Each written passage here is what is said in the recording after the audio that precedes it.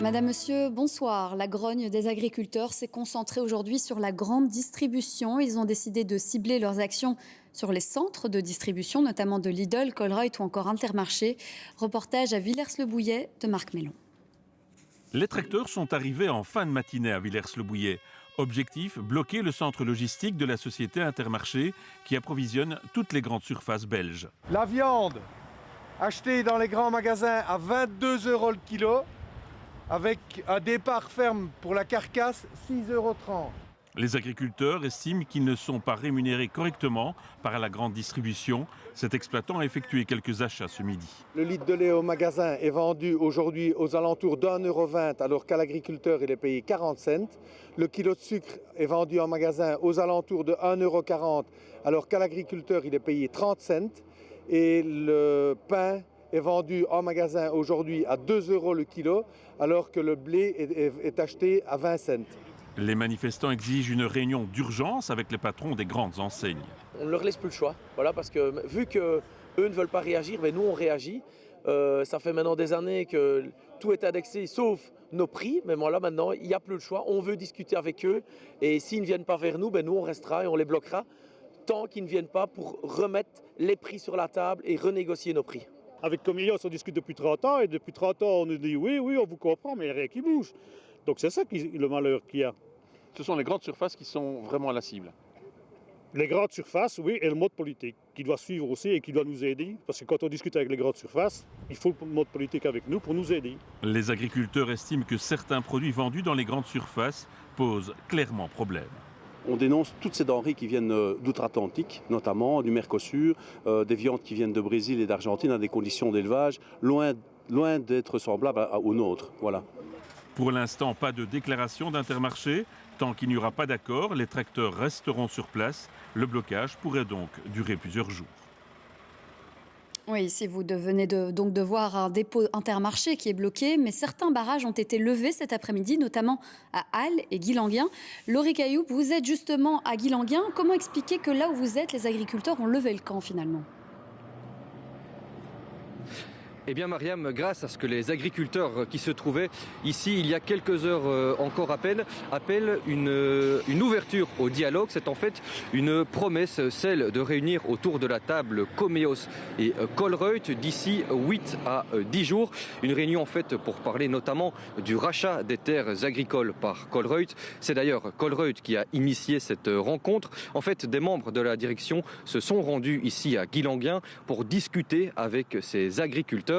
Car il faut bien le dire, les agriculteurs assurent qu'il n'y a pas eu de gaspillage alimentaire suite au blocage, mais la situation aurait pu être critique la semaine prochaine en matière d'approvisionnement dans les rayons des supermarchés. Les agriculteurs, eux, se disent satisfaits de pouvoir s'asseoir à une table, à condition, Mariam, que cela soit suivi d'effets. Colruyt, de son côté, n'en reste pas là. Le groupe va envoyer une lettre dont le contenu est encore confidentiel au Premier ministre Alexander De Croo ainsi qu'aux 3 ministres compétents en matière d'agriculture. C'est ce qui explique ici à Guilanguin le mouvement autour de moi et le fait qu'il n'y ait plus aucun agriculteur ici ce soir. Et conséquences directes, merci Laurie Cailloup pour ces explications en direct. Et conséquences directes justement de ces blocages dans les magasins, vous le voyez, des rayons fruits et légumes vides. Cela fait plusieurs jours que l'approvisionnement est limité et ça se voit. Comillos, la fédération du secteur du commerce, dit comprendre la situation des agriculteurs mais dénonce les blocages.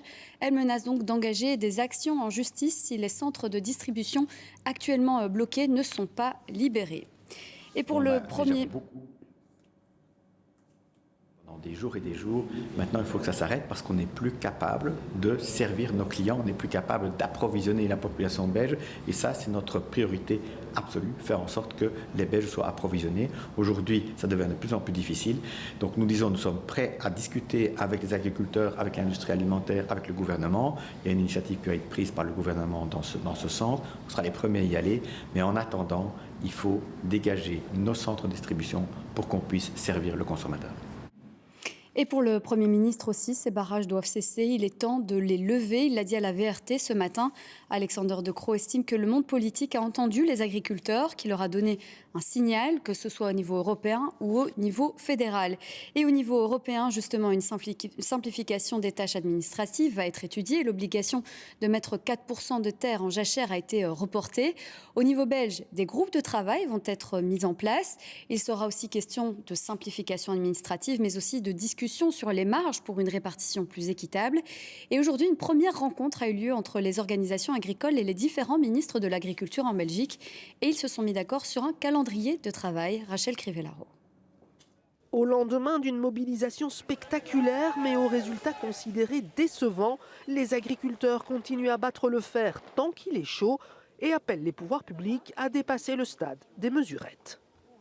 C'est des changements de système que nous réclamons. Ça doit se faire rapidement. Ça ne peut pas accoucher d'une souris. Ça doit vraiment accoucher de mesures qu'on puisse réellement ressentir comme positives dans nos exploitations.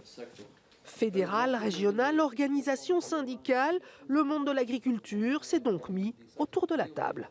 Nous voulons aujourd'hui convenir d'une stratégie.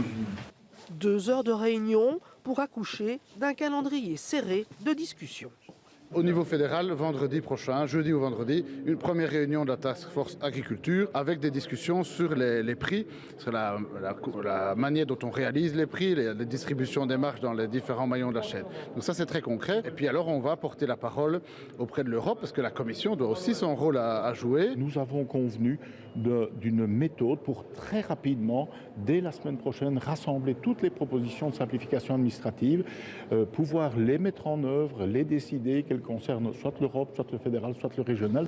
Si certes côté agriculteur, on attend de voir, on reconnaît quand même être rassuré. Maintenant, on a un calendrier de réunion prévu pour traiter les dossiers bien un à un. La semaine prochaine, on commence par le revenu, la semaine suivante par l'administratif. Donc là, on a clairement un calendrier qui nous fait comprendre qu'on prend les soucis à bras-le-corps. Pour ce qui est du Mercosur, il y aura un conseil des ministres le 26 et on espère que là, que la Commission fasse des propositions très concrètes sur la fin des négociations des accords de libre-échange.